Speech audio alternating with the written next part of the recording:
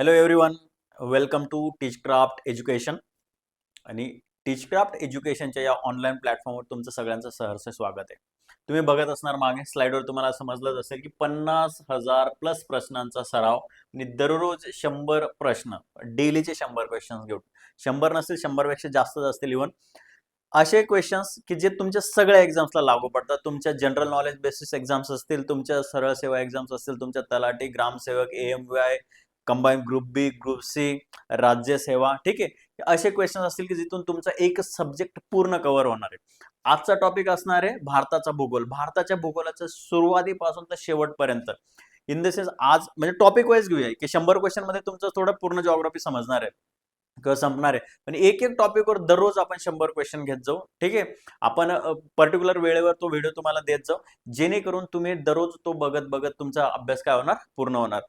आपला एकच फंडा असला पाहिजे, मॅक्झिमम क्वेश्चन जिथून आता आपण जेवढे पण क्वेश्चन इथून घेणार आहे, ठीक आहे, 50,000 प्लस, तर तुम्हाला कोणत्या ना कोणत्या एक्झाम मध्ये डायरेक्ट क्वेश्चन हिट झाला पाहिजे असा माझा कन्सर्न असणार आहे. बिकॉज आय नो वर्षानुवर्ष तुम्ही प्रिपरेशन करताय, खूप सारे विद्यार्थी 5-5, 6-6 वर्ष पण करताय, काही काही जस्ट इंजिनिअरिंग किंवा XYZ एक्झाम ग्रॅज्युएशन करून आलेले, आणि एक वर्ष देणं त्या एक्झामसाठी खूप जिकिरीचं बनतं.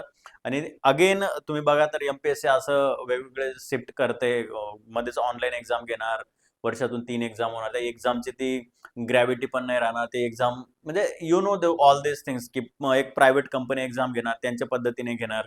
सो खूप जस्ट गोष्टी चेंज होतील. मग त्या गोष्टींचा विचार आता, यार आपण एकच गोष्ट करू शकतो की आपलं काम व्यवस्थित करू शकतो, आपण आपल्या कर्मावर विश्वास ठेवू शकतो की कसं बेटर होईल.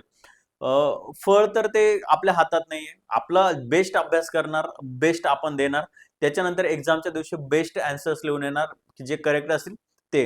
फळ ऑटोमॅटिक भेटेल. पण आजच फळाची अपेक्षा केली तर मग नाही होणार. गेटिंग? सो बेटर आहे की आपलं काम व्यवस्थित करूया, जेणेकरून मॅक्झिमम क्वेश्चन्स मधून मॅक्झिमम तुमचा कंटेंट डेव्हलप होईल. ठीक आहे. So let start. चला बघा, डायरेक्ट सुरू करूया. या 50,000 प्लस प्रश्नांचा सराव होईल. दररोज 100 प्रश्न टाकण्याचा आपण प्रयत्न करू. आता भूगोल असेल, नंतर हिस्ट्री, जिओग्राफी, सगळ्या टॉपिकचे टाकू आपण. ठीक आहे. डन.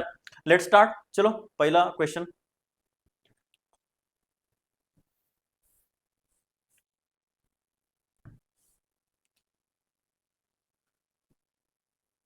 सी, थोडं झूम करूया आपण. व्यवस्थित दिसतं का बघा फक्त एकदा. ठीक आहे. चलो बघा आता, भारताच्या भौगोलिक स्थानाबाबत खालीलपैकी योग्य विधान कोणतं ते सांगा. भारत दक्षिण गोलार्धात आहे. भारत उत्तर पूर्व गोलार्धात स्थित असून दक्षिण आशियाच्या मध्यभागी आहे. भारत उत्तर पश्चिम गोलार्धात आहे आणि भारत विषुववृत्तावर स्थित आहे. जर तुम्हाला आता सिंपल आहे, तुम्हाला माहिती आहे की जर इंग्लिश मिडियमचे असाल तर भारत कोणत्या गोलार्धात आहे? भारत पूर्णपणे नदर हेमिस्फेअर मध्ये म्हणजे उत्तर गोलार्धात आहे. उत्तर गोलार्धात पण कुठे? पूर्व पश्चिम. ठीक आहे. आणि कुठं? पश्चिम आणि उत्तर. पश्चिम आणि उत्तर म्हणजे कसं येईल बघा आता. भारताचं लोकेशन तुम्हाला थोडक्यात सांगतो. दिस इज द अर्थ. ठीक आहे. आणि हा काय? इक्वेटर आहे. आणि हा काय? मेरिडियन आहे. गेटिंग? आता याला 0 डिग्री इक्वेटर म्हणतात. आता भारताचं स्थान तुम्हाला माहिती आहे. ठीक आहे. कुठे? नदर्न हेमिस्फिअर मध्ये, उत्तर गोलार्धात आहे. आणि ह्या जो मेरिडियन आहे, ठीक आहे, त्याच्यापासून इकडे कोणता आहे? हा ईस्ट, हा वेस्ट, हा नॉर्थ आणि हा साऊथ. बरोबर आहे. नॉर्थ आणि साऊथ. आता याच्यात काय माहितीये का, भारताचं अक्षवृत्त आणि रेखावृत्त ते पण तुम्हाला माहिती आहे. काय असतात ह्या ज्या अशा हॉरिझॉन्टल लाईन्स आहेत त्यांना आपण म्हणतो लॅटिट्यूड्स. काय म्हणतो? लॅटिट्यूड्स. लॅटिट्यूड्स किंवा अक्षवृत्त. आणि ह्या अगेन या अशा लाईन्स येतात बघा, इकडे मीट होतात त्या, थोडं गेलं ते असं. ठीक आहे.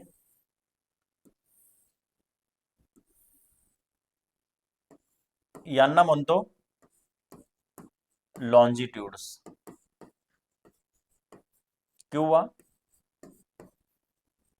रेखावृत्त. रेखावृत्त. डन. मग आपल्याला प्रश्न पडतो की भारत किती अंश रेखावृत्तावर आहे आणि किती अंश अक्षवृत्तावर आहे, म्हणजे किती डिग्री लॅटिट्यूड.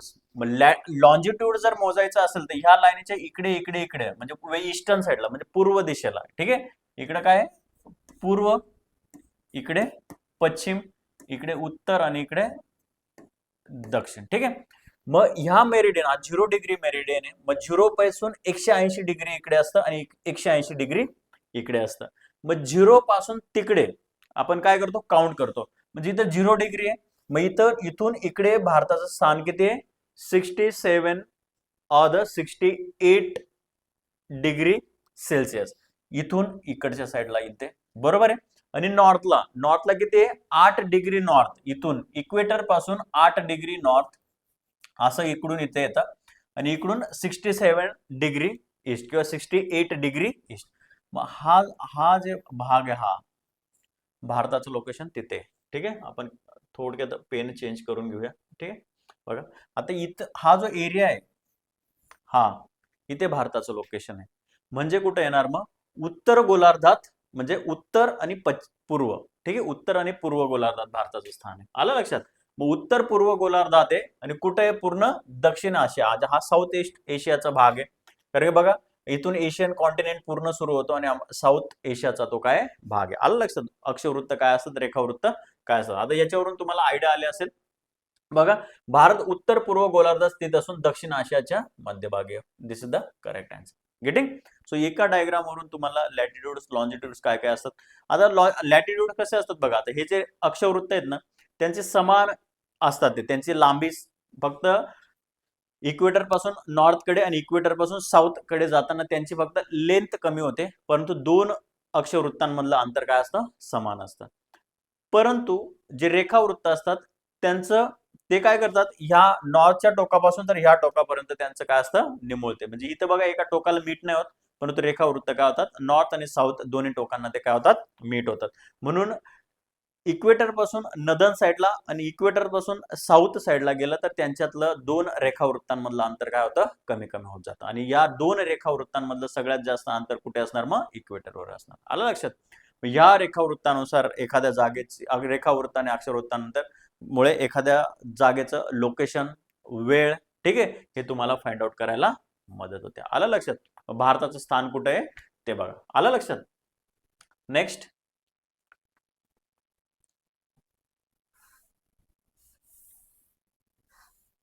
ठीक आहे, असू द्या, चला. ठीक आहे, बघा आता आता जे अक्षवृत्तीय विस्तार बघितला होता आपण. ठीक आहे, काय आहे तो? अक्षवृत्तीय म्हणजे काय? लॅटिट्युडिनल. आता लॅटिट्युडिनल विस्तार किती बघा. भारताचा अक्षवृत्तीय विस्तार म्हणजे लॅटिट्यूड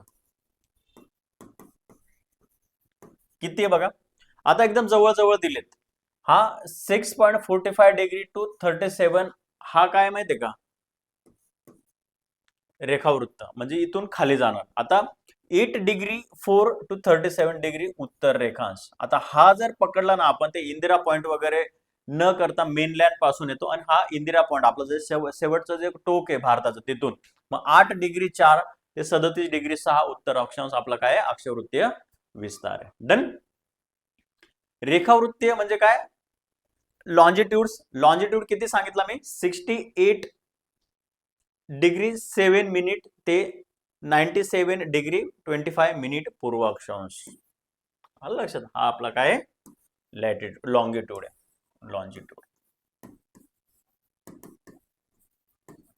आता तुम्ही म्हणणार आता 68 हा डिग्री आहे आणि ही जी हॉरिझॉन्टल लाईन आहे त्याला मिनिट असे वाचतात. काय वाचतात? मिनिट. 68 डिग्री 7 मिनिट ते 97 डिग्री 25 मिनिट पूर्व रेखांश. आपण बघितलं ना, पूर्ण असं डायग्राम काढली आणि इकडच्या साईडचा हा काय? पूर्व, म्हणजे याच्या पूर्वेला आणि याच्या पश्चिमेला, या इक्वेटरच्या दक्षिणेला आणि इक्वेटरच्या उत्तरेला असं असतं ते. ठीक आहे, नेक्स्ट बघा. भारतातील सर्वोच्च शिखर कोणते? आता तुम्हाला वाटलं असेल, तुम्हाला माहिती जगातलं सगळ्यात उंच शिखर कोणतं आहे? माउंट एव्हरेस्ट त्याची उंची किती आहे? 8,848. आता 8,849 दिले रिसेंट करंट अफेअर्स नुसार. आणि K2 हे जगातलं दुसऱ्या नंबरचं सर्वोच्च शिखर आहे. परंतु माउंट एव्हरेस्ट आणि K2 दोन्ही पण कुठे आहेत? नेपाळमध्ये. ते भारताच्या हद्दीत येत नाही. भारताच्या हद्दीत येणारं आणि भारतातील सर्वोच्च शिखर कोणतं येणार मग? कांचनजंगा. कांचनजंगा. डन. भारतातील सर्वात सखल ठिकाण कोणते? आता भारतात म्हणजे भारतातील सर्वात सखल ठिकाण, आता जर तुम्ही बघणार भारतातील सगळ्यात उंचावरचं ठिकाण जर बघणार तर ते लडाख मध्ये येतं. ठीक आहे. परंतु सगळ्यात सगळ्यात सखल म्हणजे काय? सगळ्यात खोली, ज्याची सगळ्यात लोवेस्ट पॉइंट कोणता आहे? कुट्टनाड भाग आहे केरळातला, जिथे भात शेती वगैरे केला जातो. तर कुट्टनाड भारतातलं सगळ्यात सखल ठिकाण आहे. आलं लक्षात? सखल ठिकाण आहे. भारताच्या वायव्येस कोणते देश आहेत? आता तुम्हाला माहिती आहे, समजा हा आपला भारत देश आहे, बरोबर आहे ना?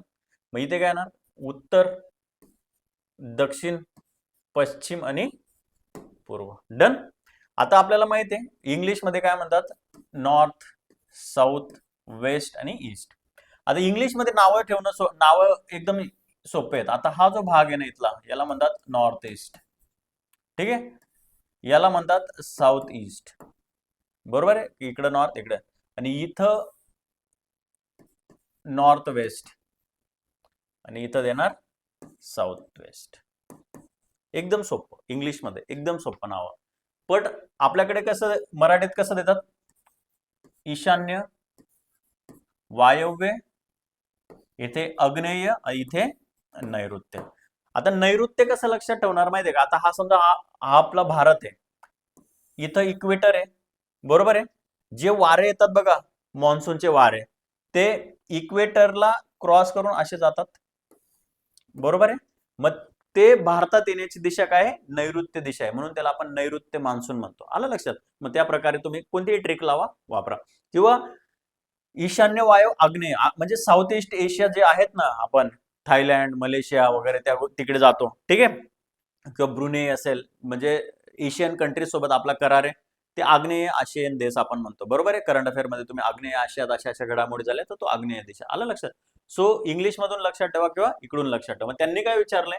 भारताच्या वायव्य, म्हणजे बघा इकडे ईशान्य, इकडे वायव्य. वायव्यला कोणकोणते देश असतील? पाकिस्तान आणि अफगाणिस्तान. पाकिस्तान आणि अफगाणिस्तान. चीन आणि नेपाळ कुठे असतील? नॉर्थला, उत्तर दिशेला. बांगलादेश आणि म्यानमार ईस्ट दिशेला, आणि हे साऊथ दिशेला. डन. हे फक्त लक्षात ठेवा. बघा आता भारताच्या उत्तरेस खालीलपैकी कोणकोणते देश आहेत? चीन आहे, नेपाळ आहे, भूतान आहे. हा आता आपण कट केला, बरोबर आहे ना? हा कुठे आहे? पश्चिमेला आहे. डन. मग 4 जर कट केला, 4 कट, 4 कट, 4 कट, उत्तर काय आलं? 1 2 3, म्हणजे चीन, नेपाळ आणि भूतान. भारताच्या पूर्वेस कोणकोणते देश आहेत? चीन, भूतान उत्तरेला आहे, श्रीलंका, मालदीव साऊथला आहेत, दक्षिणेला आहेत, म्यानमार, बांगलादेश पूर्वेला येतील, पाकिस्तान, अफगाणिस्तान पश्चिमेला आहेत. Done. Answer is the C. भारताच्या आग्नेयेस कोणता देश आहे? इंडोनेशिया आहे, थायलंड आहे, मालदीव आहे की श्रीलंका आहे? इंडोनेशिया. इंडोनेशिया कुठे? ईशान्य, वायव्य, आग्नेय आशिया. आणि हे थायलंड वगैरे कुठे आहेत? साऊथला येतील. ठीक आहे. हे पण साऊथला, आणि हे साऊथ वेस्ट साईडला. डन. मालदीव. भारताच्या नैऋत्येस कोणता देश आहे? ईशान्य, वायव्य, आग्नेय, नैऋत्य. नैऋत्य दिशा, ठीक आहे. आपण नैऋत्य मान्सून वाऱ्यांचं बघितलं, तर तिथे कोणता येणार? मालदीव. डन. भारताच्या पूर्वेस कोणता जलाशय आहे? कोणता समुद्र आहे आता भारताच्या? आता जर तुम्हाला माहिती असेल, ठीक आहे, असा आहे. इकडे इकडे काय? बे ऑफ बेंगॉल, बरोबर आहे. इकडे अरेबियन सी, इकडे इंडियन ओशन. आलं लक्षात? इंडियन ओशन म्हणजे काय? हिंदी महासागर. आता त्यांनी काय विचारलं? भारताच्या पूर्वेस कोणता आहे? अरबी समुद्र.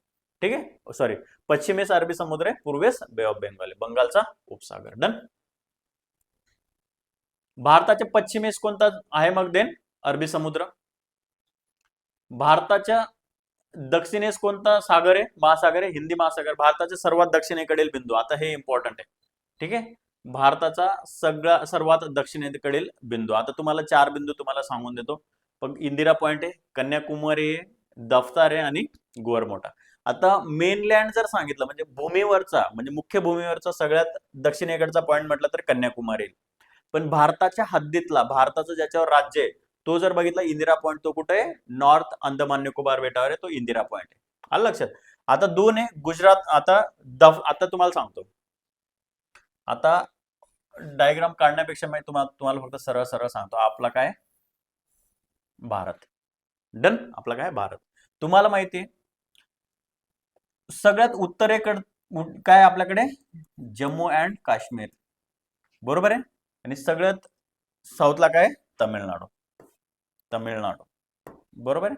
म्हणजे काश्मीर तर कन्याकुमारी म्हणतो ना कन्याकुमारी कुठे आहे तमिळनाडूमध्ये. इकडे कोणता आहे गुजरात आणि इकडे काय अरुणाचल प्रदेश बरोबर आहे. पश्चिमेकडचा सगळ्यात भाग अरुणाचल प्रदेश. लक्षात कसं ठेवायचं बघा. अरुणाचल प्रदेशमध्ये एक भाग आहे एक गाव आहे त्याला म्हणतात किबिथू. काय किबिथू. ठीक आहे. आणि गुजरातमध्ये एक गाव आहे गुहर मोठा. काय गुहर मोठा. थांबा त्याला गुहर मोठा जरा व्यवस्थित काढू आपण.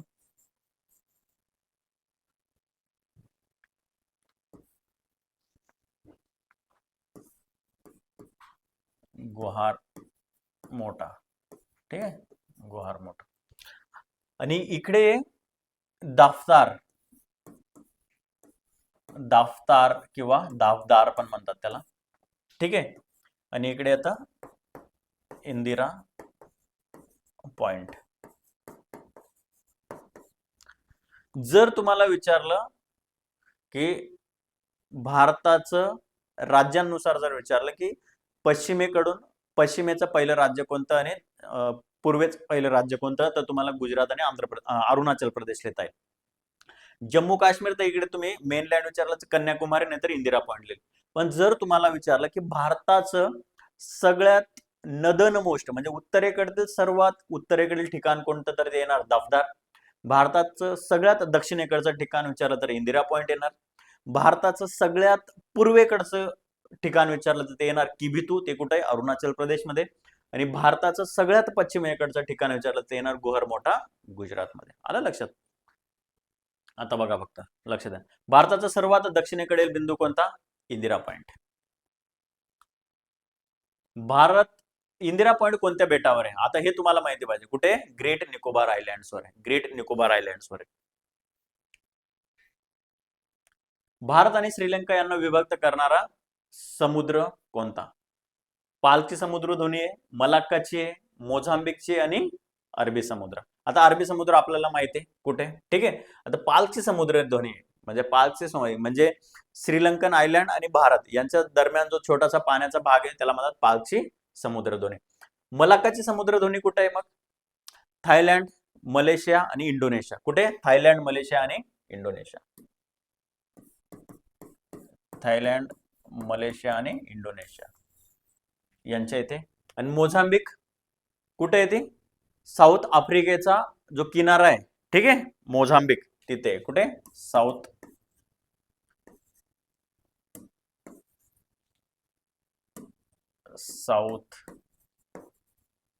आफ्रिका. ठीक आहे साऊथ आफ्रिकेचा किनारा. दिस आर द थिंग्स. भारत व श्रीलंका यांच्यामध्ये कोणता भूभाग आढळतो राम सेतू ऍडम्स ब्रिज. आता तुम्हाला एक ट्रिक पण सांगतो. कधी कधी जर तुम्ही राज्यसेवेची किंवा कंबाईनची एक्झाम देत असणार आणि जर तुम्ही PYQ अनालिसिस करणार तर तुम्हाला आहे ना जे आन्सर असतं ना ते थोडं एक्सप्लेन केलेलं असतं. आता बघा ना इथे ऑड मॅन आउट जरी मेथड लावली लक्षद्वीप आहे मिनिकॉय बॅरन काहीच नाही लिहिलेलं. राम सेतू ऍडम्स ब्रिज त्याने थोडं स्पेसिफाय केलंय म्हणजे ते तुम्हाला उत्तराच्या जवळ येऊन जातात. आणि बऱ्याचदा तुम्ही बघाल 90% केसेसमध्ये जिथे जिथे एमपीएससीने असं ब्रॅकेटमध्ये काहीतरी दिले तेच आन्सर आहे. ठीक आहे. तर तुम्ही ती ट्रिक पण अप्लाय करू शकता. बॅरन आयलँड काय ज्वलंत ज्वालामुखी आहे भारतातला. ज्वलंत ज्वालामुखी भारतातला. ठीक आहे ज्वलंत ज्वालामुखी आहे अंदमान निकोबार बेटावर. अंदमान निकोबार बेटावर आहे. लक्षद्वीप आहे मिनिकॉय आयलँड ते कुठले आहेत लक्षद्वीप आयलँड्स मधले. डन. भारताचे क्षेत्रफळ किती आहे. ठीक आहे. आता तुम्हाला माहिती आहे, तुम्ही नंबरच पाठ करून ठेवा. काय 32, 87, 263 चौरस किलोमीटर. काय 32, 87, 263 एवढं लक्षात ठेवा. 32, 87, 263 चौरस किलोमीटर पाठ करून टाका डायरेक्ट. भारताचे क्षेत्रफळ. कोणत्याही एक्झामला विचारलं ते येऊन एमपीएससीने विचारलंय की भारताचं क्षेत्रफळ किती आहे, तुम्हाला माहित पाहिजे. जगाच्या एकूण क्षेत्रफळापैकी भारताचे क्षेत्रफळ किती आहे? 2.42%. 100% जर जगाचं क्षेत्रफळ आहे पृथ्वीवरचं, तर त्याचा 2.42% भाग आपला आहे. डन, एवढं लक्षात. 2.42%. भारताची उत्तर दक्षिण लांबी किती? आता तुम्हाला माहिती आहे आपली उत्तर दक्षिण इकडची लांबी जास्त आहे आपली आणि इकडची आपली काय कमी आहे. मग बघायचं आपली इकडची किती आहे लांबी? 3214 किलोमीटर. 3214 किलोमीटर आणि अशी 2933. डन. 3214 हुबी किती आहे? 3214.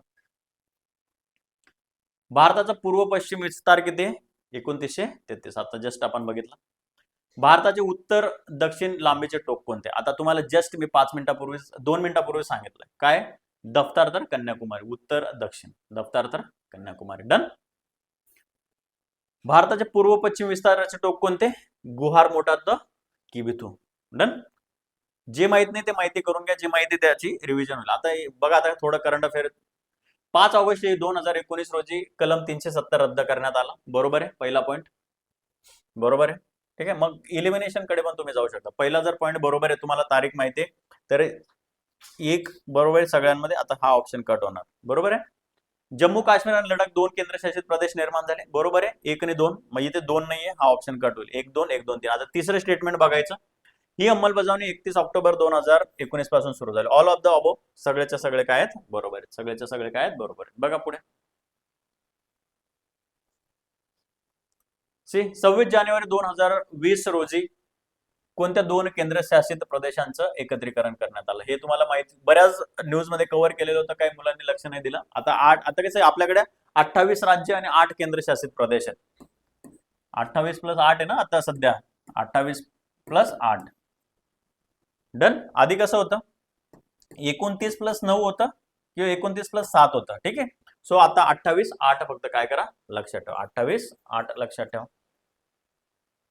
26 जानेवारी दमन दीव आणि दादरा नगर हवेली. दमन दीव आणि दादरा नगर हवेली काय झाले? एकत्र झालेले आहेत. आणि ही याचं लडाख जम्मू काश्मीर आपण आधी बघितलं. दिल्ली व चंदीगड त्याच्या आधी झालेले. सध्या भारतात किती राज्य व केंद्रशासित प्रदेश आहेत? 28 8. कुठे? 28 8. डन. इथे गफलत होऊ शकतं, लक्षात ठेवा. सी आन्सर आहे त्याचा. खालील विधानांचा विचार करा. बघा, भारताचा सर्वात दक्षिणेकडील बिंदू कन्याकुमारी आहे. बरोबर आहे. आता 2 गोष्टींमध्ये लक्षात ठेवायचं. कन्याकुमारी मेनलँड विचारलं तर, पण भारताचा विचारला तर तो कोणता आहे? इंदिरा पॉइंट. मग आताच आपण इंदिरा पॉइंट बघितलाय, मग हे स्टेटमेंट काय होणार? चुकीचं होणार. ठीक आहे.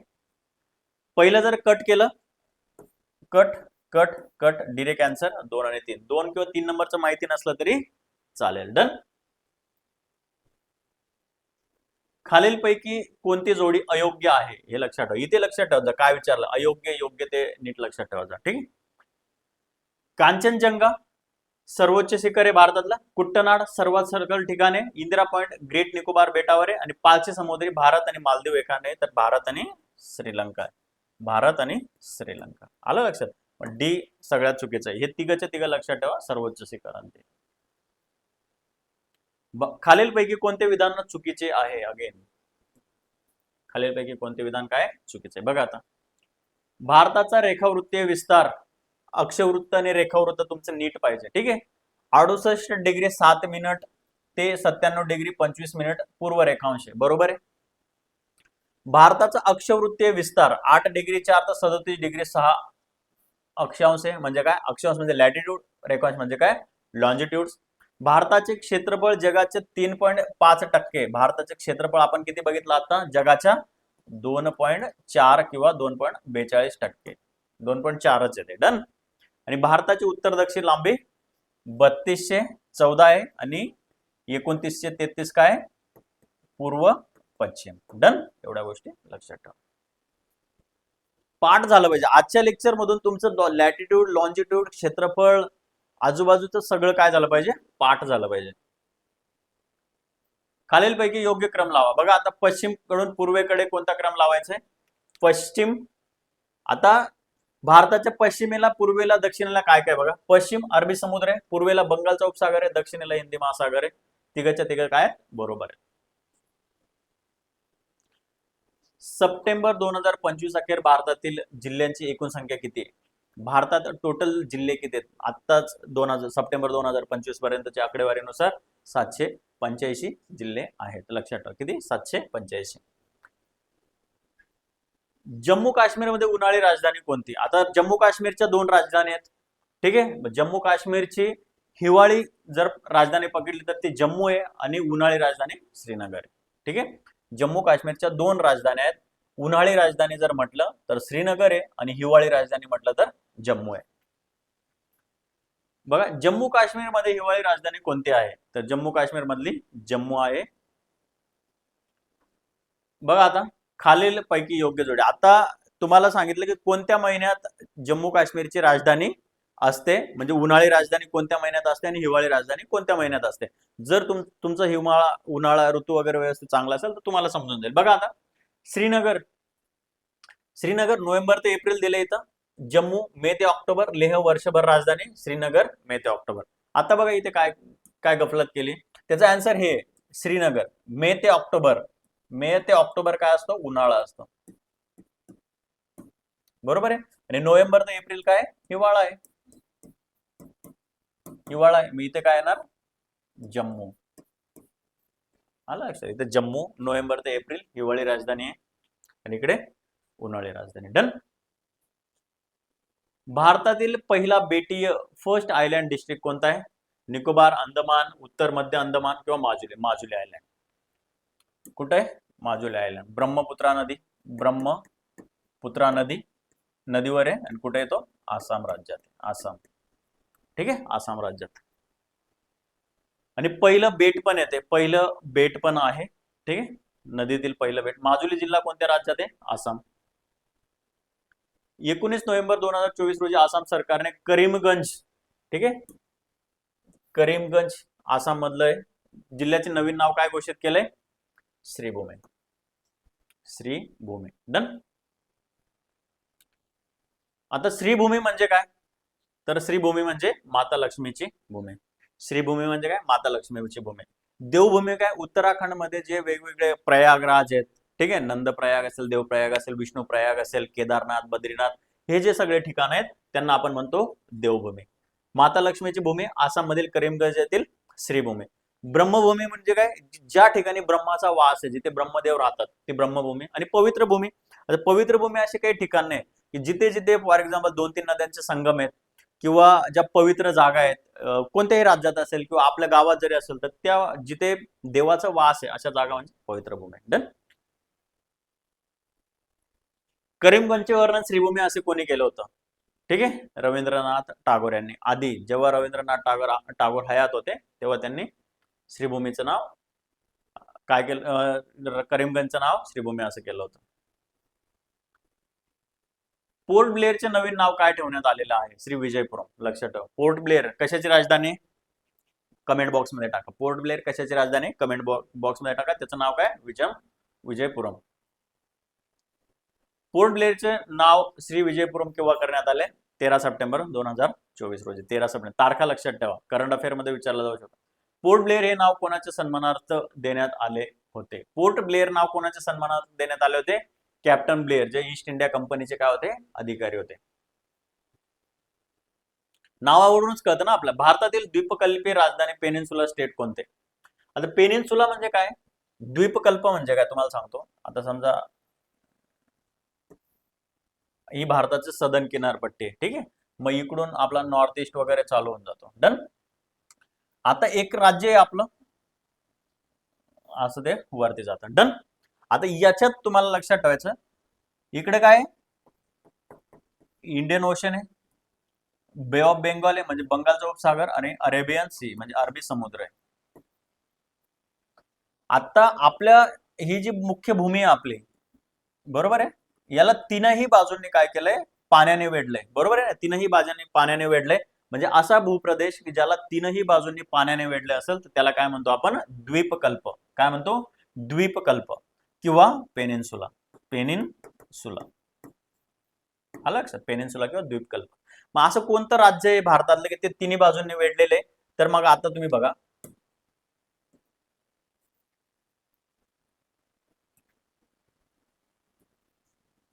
आता हे जे गुजरात राज्य आहे ना, गुजरात बघा, इकडून पण आणि इकडून पण काय पाण्याने वेढलंय. जे गुजरात आहे तर तीनही साईडने काय पाण्याने वेढलंय. कच्छ काठियावाड भाग असेल, ठीक आहे, सर क्रीकचा जो भाग असेल तिथे सगळं काय पाणी, तो काय गुजरात. डन.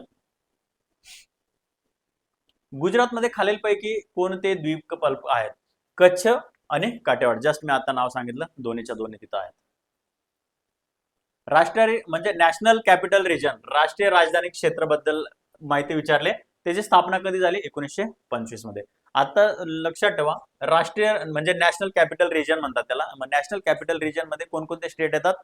राजस्थान येतात, उत्तर प्रदेश येतं, ठीक आहे, राजस्थान, उत्तर प्रदेश, बिहार याचे त्याच्यात येत असतात. बघा आता पुढे, स्थापना कधी झाली? 1985.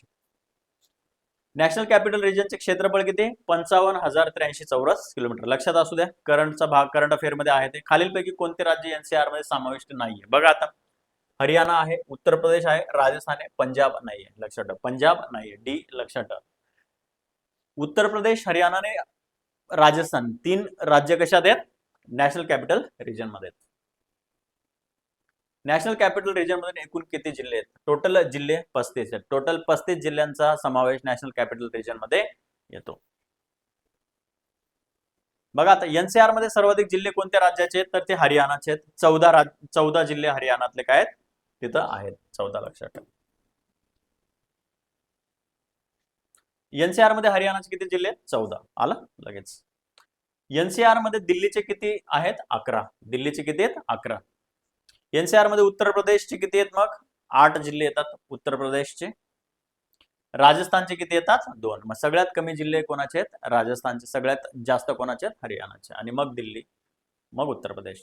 2011च्या जनगणनेनुसार, आता 11 का दिले? 21ची जनगणना COVID-19 मुळे झालेली नाही, पण आता जी पुढची जनगणना पब्लिश होणार आहे त्याची जनगणना आताच थोडी पार पडली आहे ना, तुम्ही बघितले असेल. लोकसंख्या दिल्ली एनसीआरची किती होती? 5.82 कोटी. म्हणजे जेवढे जिल्हे, प्रत्येक राज्याचे जे जिल्हे आहेत जे नॅशनल कॅपिटल रिजन मध्ये येतात त्यांची लोकसंख्या 5.82 कोटी होती. बघा आता, अगेन माजुली हा भारतातील पहिला बेटी जिल्हा आहे. बरोबर आहे, आपण आत्ताच बघितलं. एक बरोबर आहे. इलिमिनेशन बघा, एक कुठे कुठे, म्हणजे इथे एक आहे, इथे एक आहे, इथे एक आहे. मग हे ऑप्शन काय होणार? एलिमिनेट होणार. हे ऑप्शन काय होणार? एलिमिनेट. माजुली हा आसाम राज्यात आहे. बरोबर आहे. 2 कुठे नाहीये? मग इथे इथे इथे 2 नाहीये. हे ऑप्शन कट होणार. लगेच ऑप्शन कट करत चालायचं, म्हणजे तुम्हाला आन्सर भेटून जातं. करीमगंज जिल्ह्याचे नवीन नाव श्रीभूमी. बरोबर आहे. तिन्हीचे तिन्ही स्टेटमेंट काय आहेत? बरोबर आहेत. ABC. पुढील विधानांचा विचार करा. चला, अगेन पोर्ट ब्लेअरचे नवीन नाव श्री विजयपुरम आहे. आताच जस्ट बघितलं आपण. हे नामकरण 13 सप्टेंबर 24 रोजी करण्यात आले. बरोबर आहे. दुसरं पण स्टेटमेंट, हे नाव ब्रिटिश अधिकाराच्या सन्मानार्थ ठेवण्यात आले. चुकीचं आहे.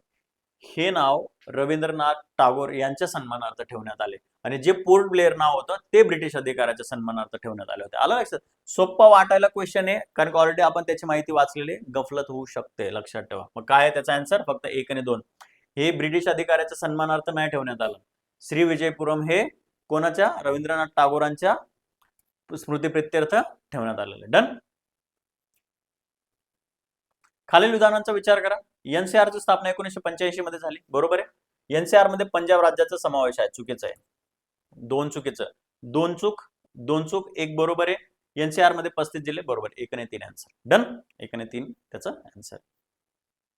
खालीलपैकी कोणती जोडी अयोग्य आहे? अयोग्य विचारलंय. लक्ष, याला राऊंड करत चला पहिले. अयोग्य. माजुली पहिला बेटी जिल्हा आहे. बरोबर आहे. श्रीभूमी करीमगंजचे नवीन नाव आहे, आसाम राज्यात येतं ते. श्री विजयपुरम पोर्ट ब्लेअरचे नवीन नाव आहे. बरोबर आहे. आणि गुजरात हिमालयन राज्य आहे का? तर नाही. हिमालयन राज्य कोणकोणते आहेत? मग उत्तराखंड असेल, जम्मू काश्मीर असेल, लडाख असेल, हिमाचल प्रदेश असेल, ठीक आहे, हे सगळे काय आहेत? हिमालयन राज्य आहेत. गुजरात काय? पेनिन्सुलर स्टेट आहे. पेनिन्सुलर स्टेट आहे. आणि भारतातलं एकमेव द्वीपकल्पीय राज्य कोणतं आहे? गुजरात. डन. खालीलपैकी कोणते विधान चुकीचं आहे? रॉंग विचारलंय, रॉंग स्टेटमेंट विचारलंय तुम्हाला. ठीक आहे, रॉंग स्टेटमेंट विचारलंय. सी, गुजरात द्वीपकल्पीय राज्य आहे, बरोबर. जस्ट एनसीआर मध्ये दिल्ली, हरियाणा, उत्तर प्रदेश व राजस्थान यांचा समावेश होतो, बरोबर आहे. दिल्ली, हरियाणा, उत्तर प्रदेश, राजस्थान. एनसीआर मध्ये सर्वाधिक जिल्हे उत्तर प्रदेश आहेत. चूक. सर्वाधिक जिल्हे कोणाचे आहेत? हरियाणाचे. सगळ्यात जास्त जिल्हे कोणाचे आहेत? हरियाणा. हरियाणा 14 जिल्हे आहेत त्यातले. ठीक आहे. यूपी किती आहेत? 8. दिल्ली 11 आणि राजस्थानचे 2. आलं लक्षात? राजस्थानचे 2. एवढं लक्षात ठेवा. 2011 मध्ये एनसीआर ची लोकसंख्या सुमारे 5.82 कोटी होती, बरोबर आहे. मग उत्तर प्रदेशचे सर्वाधिक नाही ते कोणाचे आहेत? राजस्थान, हरियाणाचे. डन. खालील योग्य क्रम लावा. बघा, हरियाणाचे, आता दिल्ली एनसीआर मधले जिल्ह्यांचाच क्रम विचारला. हरियाणा 14, दिल्ली 11, उत्तर प्रदेश 8 आणि राजस्थान 2. बरोबर आहे. पहिलं स्टेटमेंट काय आहे? बरोबर आहे. भारतातील 26वे राज्य कोणतं आहे? छत्तीसगड. भारतातील 26वे राज्य. तुम्हाला ती जर ट्रिक माहिती असेल, CUJ, ठीक आहे, 26, 27 आणि 28 असं आहे. ठीक आहे. छत्तीसगड, उत्तराखंड आणि झारखंड. ठीक आहे. आता छत्तीसगड, उत्तराखंड, झारखंड. झारखंड तेव्हा 28वं राज्य होतं. 29वं राज्य कोणतं होतं आपलं? तेलंगणा. तेलंगणा, बरोबर आहे. तेलंगणा. मग नंतर जम्मू काश्मीर एक स्वतंत्र राज्य होतं. मग त्या जम्मू काश्मीरचं काय युनियन टेरिटरी केलं, बरोबर आहे. आणि मग ते काय बनलं? एक 28 राज्य. अगेन 28 राज्य तसेच तसे झालं. कारण की जम्मू काश्मीर जे राज्य होतं त्याचं JNK आणि लडाख काय झाल्या? त्या युनियन टेरिटरीज करण्यात आल्या. म्हणजे मग 29वं राज्य तेलंगणा असलं, पण जम्मू काश्मीर आणि आता टोटल विचारलं तर 28-8. आलं लक्षात? छत्तीसगड राज्याची निर्मिती कोणत्या राज्याच्या विभाजनातून झाली? छत्तीसगडची निर्मिती मध्य प्रदेशमधून करण्यात आली. मध्य प्रदेश राज्यातून करण्यात आली. उत्तराखंड राज्याची निर्मिती कोणत्या राज्याच्या विभाजनातून झाली? तर ते उत्तराखंड, उत्तर प्रदेश. लक्षात ठेवा. झारखंडची बिहारमधून. झारखंडची बिहारमधून. तुम्हाला माहित असेल ना झारखंड. आता तुम्ही तो MS धोनी मूवी बघितला असेल तर तेच MS धोनी काय सांगत होता? युवराज सिंग नेहमी मला काय म्हणायचा? बिहारी बिहारी म्हणायचा. पण नंतर आता जर तुम्हाला माहित तर महेंद्र सिंग धोनी कोणत्या राज्यात आहे? तर झारखंड राज्यात. म्हणजे बिहारमधून झारखंड बाजूला गेले. काही लक्षात ठेवा. तुम्ही क्रिकेट कुठलंही नॉलेज कुठेही वापरू शकता. तेलंगणा हे भारतातील कितवे राज्य ठरले? 29वे राज्य ठरले. जर मग तुम्हाला प्रश्न पडू शकतो की जर भारतात 29वं राज्य तेलंगणा आहे तर आज 28वं राज्य काय? तर मग मी तुम्हाला थोडक्यात सांगितलं की जे जम्मू आणि काश्मीर राज्य होतं ते आता युनियन टेरिटरीमध्ये कन्वर्ट केलंय. तेलंगणा राज्याची निर्मिती केव्हा झाली? बघा, 2 जून 2014. हे काही नाही इथं. हे कशाचे? छत्तीसगड आणि झारखंडची निर्मिती झाली त्या दिवशी. ओके. आणि इथे काय? 2 जून 2014 रोजी कशाची निर्मिती झाली? तेलंगणाची. 31 ऑक्टोबर 2019 रोजी जम्मू आणि काश्मीरला काय भेटलाय? युनियन टेरिटरीचा दर्जा भेटला. म्हणजे लागू झालं ते 31 ऑक्टोबर 2019 पासून. आणि 26 जानेवारी 2030 ला, सॉरी 2020 ला असं काही नाही. बघा आता खालीलपैकी योग्य जोडीला. छत्तीसगडची राजधानी काय? रायपूर. उत्तराखंडची राजधानी, ही राजधानी कशाची? रांची कशाची राजधानी? झारखंड. झारखंड. ठीक आहे. तेलंगणाची ही अमरावती कशाची? आंध्र प्रदेशची राजधानी. आंध्र. आणि देहरादून उत्तराखंडची राजधानी. देहरादून उत्तराखंडची राजधानी. आलं लक्षात? थोडं रिशफल केलं. पहिलं छत्तीसगडची राजधानी रायपूर, ते बरोबर आहे. भारतात निर्माण झालेले नवीन केंद्रशासित प्रदेश कोणते? जम्मू आहे, जम्मू काश्मीर आहे, लडाख आहे, दादरा नगर हवेली, दमण दमण. सगळ्याचे सगळे आहेत. तिन्हीचे तिन्ही आहेत. तेलंगणा विधानसभेत सदस्य संख्या किती? तेलंगणा नवीनच फुटलंय तर किती आहे? 119 विधानसभेतील लोकसंख्या. आता मला महाराष्ट्रातलं सांगा. महाराष्ट्रात विधानसभा आणि विधान परिषदेच्या किती जागा आहेत आणि महाराष्ट्रात लोकसभेच्या किती जागा आहेत ते पण सांगा. ठीक आहे. महाराष्ट्रात लोकसभेच्या किती जागा आहेत ते पण कमेंट बॉक्स मध्ये मला खाली टाका सगळ्यांनी. ठीक आहे. तेलंगणा विधान परिषदेतील सदस्य संख्या किती? 40. विधानसभा, विधान परिषद. डन. तेलंगणाचे लोकसभा सदस्य किती आहेत? 17. 2 जून 2024 पासून हैदराबाद कोणाची राजधानी होणार आहे? तेलंगणाची. आंध्र प्रदेशात किती जिल्हे आहेत? 26. आंध्र प्रदेश विधानसभेतील सदस्यांची संख्या किती आहे? 175. आंध्र प्रदेश विधान परिषदेतील सदस्य संख्या किती आहे? 58. आंध्र प्रदेशचे लोकसभा सदस्य किती आहेत? 25. डन. आंध्र प्रदेशची प्रास्ताविक राजधानी कोणती आहे? अमरावती. आंध्र प्रदेशची प्रास्ताविक राजधानी कोणती आहे? अमरावती. लडाख केंद्रशासित प्रदेशाची स्थापना केव्हा झाली? 31 ऑक्टोबर 2019. एकदम सरळ सरळ बघा. लडाखची राजधानी कोणती आहे? देन लेह. लडाखची राजधानी कोणती आहे? लेह.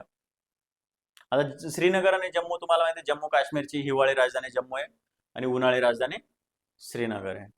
कारगिल सगळ्यात उंचावरील लढाईचं ठिकाण आहे कारगिल. कारगिलचं युद्ध तुम्हाला माहिती असेल 1998-99 मध्ये जेव्हा भारताने पाकिस्तानला हरवलं होतं. ऑगस्ट 2024 मध्ये लडाखमध्ये किती नवीन जिल्ह्यांची निर्मिती करण्यात आली? 5. नवीन जिल्ह्यांच्या निर्मितीनंतर लडाखमध्ये एकूण किती जिल्हे झालेत? 7. खालीलपैकी लडाखमधील नवीन जिल्हा कोणता नाही? कोणता नवीन जिल्हा? बारामुल्ला. आधीचाच आहे. द्रास, झास्कर आणि शाम हे आधीचेच म्हणजे नवीन जिल्हे तयार करण्यात आलेले. बारामुल्ला आधीचा जिल्हा आहे. लडाखचे पहिले नायब राज्यपाल कोण आहेत? राधाकृष्ण माथुर. लक्षात ठेवा, राधाकृष्ण माथुर. आता गिरीश चंद्र मुर्मू कोण होते? सत्यपाल मलिक कोण होते? आणि मनोज सिन्हा कोण आहेत? हे मला कमेंट बॉक्स मध्ये टाका. ते पण काय, मनोज सिन्हा पण कुठले तरी नायब राज्यपाल बनले होते आणि गिरीश चंद्र मुर्मू पण कोण होते? मला कमेंट बॉक्स मध्ये टाका ते. जम्मू काश्मीर केंद्रशासित प्रदेशात किती जिल्हे आहेत? 20. जम्मू काश्मीर विधानसभेतील सदस्य संख्या किती आहे? 114. जम्मू काश्मीरचे पहिले नायब राज्यपाल कोण आहेत? गिरीश चंद्र मुर्मू. ठीक आहे, गिरीश चंद्र मुर्मू. लक्षात ठेवा. दादरा नगर हवेली व दीव दमण यांची स्थापना केव्हा करण्यात आली? 26 जानेवारी 2020. लक्षात ठेवा, दादरा नगर हवेली आणि दमण दीव 26 जानेवारी 2020 ला त्यांचं निर्मिती करण्यात आली. कोणत्या केंद्रशासित प्रदेशाची राजधानी कोणती आहे ते लक्षात ठेवा. बघा, म्हणजे हाच. ठीक आहे, दादरा नगर हवेली दमण दीव या प्रदेशाची राजधानी कोणती आहे? दमण. लक्षात ठेवा, दमण. दादरा नगर हवेली दमण दीव केंद्रशासित प्रदेशात किती जिल्हे आहेत? तर 3 जिल्हे. दोन्ही युनियन टेरिटरीज मिळून 3 जिल्हे आहेत. या बघा, आता दादरा नगर हवेली या केंद्रशासित प्रदेशाचे उच्च न्यायालय कुठे असणार आहे? मग मुंबई उच्च न्यायालयाच्या अधीन. दादरा नगर हवेली आणि दीव दमण एकच केंद्रशासित प्रदेश आहे, तर त्याचं मुंबई उच्च न्यायालय असणार आहे. खालील दिलेली वाक्य वाचा. बघा आता, छत्तीसगड, उत्तराखंड, झारखंड ही राज्य 2000 मध्ये निर्माण झाली. मी तुम्हाला सांगितलं ना 26, 27, 28 राज्य. ठीक आहे, त्याची ट्रिक पण सांगितली होती. CUJ 26, 27 आणि 28. ठीक आहे, राज्य. तेलंगणा राज्याची निर्मिती 2024 मध्ये झालं, 29वे राज्य. डन. तेलंगणा हे भारतातील 29वे राज्य आहे. All of the above. सगळ्याचं सगळं काय बरोबर. ट्रिक लक्षात ठेवा फक्त. आणि हे कधी झाले? CUZ कधी आलं? 2000 मध्ये. डन. आता छत्तीसगड कुठून फुटून निघालं, उत्तराखंड कुठून निघाला आणि झारखंड कुठून? मला ते कमेंट बॉक्स मध्ये टाका. आपण याच्या आधी बघितलाय क्वेश्चन. खालील विधानांचा विचार करा. बघा, लडाखची राजधानी लेह आहे, बरोबर. 2024 मध्ये लडाखमध्ये 5 नवीन जिल्ह्यांची निर्मिती झाली, बरोबर आहे. आणि नवीन जिल्ह्यानंतर लडाखमध्ये एकूण 7 जिल्हे. आता जस्ट आपण बघितले किती जिल्हे आहेत? 7. तिन्हीच्या तिन्ही स्टेटमेंट्स बरोबर आहे. खालीलपैकी कोणती जोडी अयोग्य आहे? चुकीची जोडी ओळखायची. चुकीची जोडी ओळखायची. बघा आता, तेलंगणा 119 विधानसभा सदस्य आहेत, बरोबर आहे. आंध्र प्रदेशमध्ये 175, आत्ताच बघितलं. जम्मू काश्मीरमध्ये 114 आणि लडाखमध्ये विधानसभा सदस्य संख्या 114 नाहीये. ती किती आहे? कमेंट बॉक्स मध्ये टाका. लडाख मधले कमेंट बॉक्स मध्ये टाका. खालीलपैकी चुकीचे विधान ओळखा. चुकीचं कोणतं आहे? ठीक आहे, म्हणजे अयोग्य. या गोष्टींकडे लक्ष द्या. अयोग्य. दादरा नगर हवेली दीव दमणची राजधानी दमण आहे, आता जस्ट बघितलं. या केंद्रशासित प्रदेशाचे उच्च न्यायालय मुंबईत आहे, ते पण बरोबर आहे. या केंद्रशासित प्रदेशात 3 जिल्हे आहेत, राईट. त्याची स्थापना 31 ऑक्टोबर 2019 ला झाली. चूक. 26 जानेवारी 2020 ला त्याची स्थापना झाली. आणि या दिवशी कोणाची स्थापना झाली? Jammu and Kashmir and Ladakh. Done. Jammu Kashmir and Ladakh. Done.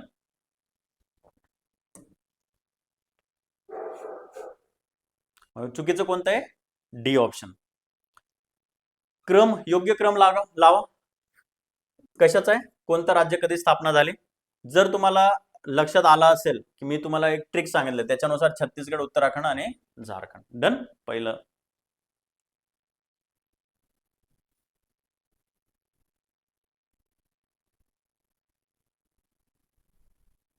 C बघा आता एक भारताची एकूण भूसीमा किती आहे? आता तुम्हाला माहिती पाहिजे भूसीमा म्हणजे काय, की आता समजा आपला भारत आहे, ठीक आहे.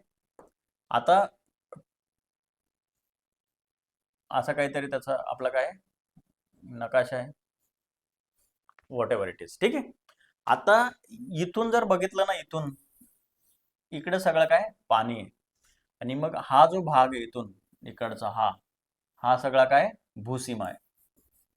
भूसीमा म्हणजे फक्त जास्त जमिनीची सीमा लागलेली, जमिनीची सीमा. मग भूसीमा किती आहे फक्त 15,106 किलोमीटर, 15,106 किलोमीटर. आलं लक्षात. भारताची सर्वाधिक लांबीची आंतरराष्ट्रीय सीमा कोणत्या देशाची लागली आहे? बांगलादेश. कोणाशी आहे? बांगलादेश.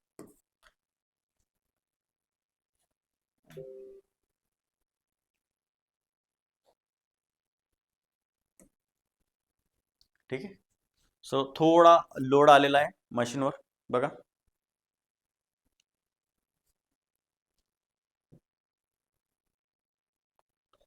सी भारताची सर्वाधिक लांबीचे अंतर, आता तुम्हाला माहिती आहे एक ट्रिक माहिती आहे बघा, तुम्हाला सांगितली जाते बऱ्याचदा वेगवेगळ्या क्लासेसमध्ये, ठीक आहे. बचपन में BA, ठीक आहे, डन. सो हे जे सांगितलं जातं, तर सगळ्यात जास्त सीमा कोणासोबत आहे? बांगलादेश सोबत आहे. सगळ्यात जास्त सीमा कोणासोबत आहे? बांगलादेश सोबत आहे. बचपन में BA. भारताची सर्वात कमी लांबीची भूसीमा कोणत्या देशासोबत आहे? अफगाणिस्तान. हे जवळपास 96 किलोमीटर काहीतरी, डन. भारताची चीन बरोबरची सीमा किती आहे? 3488 किलोमीटर आहे. भारताची पाकिस्तान सोबतची सीमा किती आहे? 3323. सगळ्यात जास्त कोणाची सगळ्यात कमी कोणाची ते फक्त काय करा, लक्षात ठेवा. भारताची नेपाळ बरोबरची सीमा किती आहे? 1770 किलोमीटर. भारताची म्यानमार सोबतची सीमा किती आहे? 1643. असा एक चार्ट बनवा पूर्ण, ठीक आहे. असा एक चार्ट बनवा आणि त्याच्यात देश आणि त्याच्याबरोबर किती सीमा लागते ते फक्त लिहून ठेवा, ठीक आहे. सो याच्यातून काही क्वेश्चन होते, म्हणजे उत्तर तुम्हाला उतरता क्रम चढता क्रम काही विचारू दे, तुम्हाला सांगता आलं पाहिजे, ठीक आहे. सो हे आजचे होते 102 क्वेश्चन, म्हणजे जवळपास मोर दॅन 100 क्वेश्चन्स आपण आज काय केलेले घेतलेले आहेत. सो मेक शुअर करा की हे मॅक्झिमम टाइम रिवाइज करा, आणि रोज आपण आता आज थोडे इझी लेवलचे क्वेश्चन होते, म्हणजे थोडे इझी लेवलचे, उद्यापासून थोडं मॉडरेट टू टफ लेवलचे क्वेश्चन येतील. आज वन लाइनर जास्त होते, पण उद्यापासून आहे ना मल्टिपल स्टेटमेंट वाले, 2 स्टेटमेंट 3 स्टेटमेंट वाले क्वेश्चन जास्त येतील, आणि रोज 100 क्वेश्चन घेऊया, म्हणजे डेफिनेटली 100 क्वेश्चन घेऊया. जस्ट इमॅजिन 10 दिवसातच तुमचे किती क्वेश्चन तयार होणार. आलं लक्षात. रोज 100, 10 दिवसात तुमचे 1000 क्वेश्चन तयार होणार. म्हणजे 50,000 बोललोय ना आपण सुरुवातीला, तर ते 50,000च्या 50,000च आपल्याला काय करायचे, घ्यायचे, ठीक आहे. म्हणजे पूर्ण तुमचं डायरेक्ट काय होणार आहे, पूर्ण एक तुमच्याकडे स्वतःचा एक काय असणार आहे, बंच असणार आहे क्वेश्चनचा, ठीक आहे. सो प्रॅक्टिस करा, जे मी तुम्हाला सांगतो नीट बघा, कमेंटमध्ये टाकायला सांगतो, याचा अर्थ तुम्हाला रिसर्च करायला मी भाग पाडत असतो, आणि तेच आपण करूया, ठीक आहे. सो ऑन दिस नोट आपण इथे थांबूया. तोपर्यंत tata, bye bye, take care.